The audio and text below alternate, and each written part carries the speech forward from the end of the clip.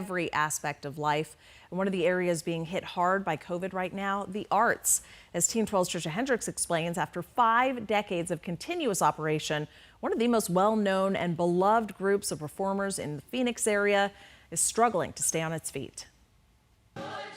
In full operation, this is what the Black Theatre Troupe stage looks like, bringing laughter, tears, engagement to its audience. Throughout the past 5 decades, the company has been instrumental in doing so much for the community through 6 plays a year. Founded in response to the civil unrest around the country of the late 60s. And it addressed the trauma of racial unrest. It addressed it before it got here to Phoenix. But now, Executive Director David Hemphill says due to the COVID-19 crisis, the seats remain empty, the stage bare. And this is how it's been since the end of February, the last time they held a fundraiser. Drastically impacted.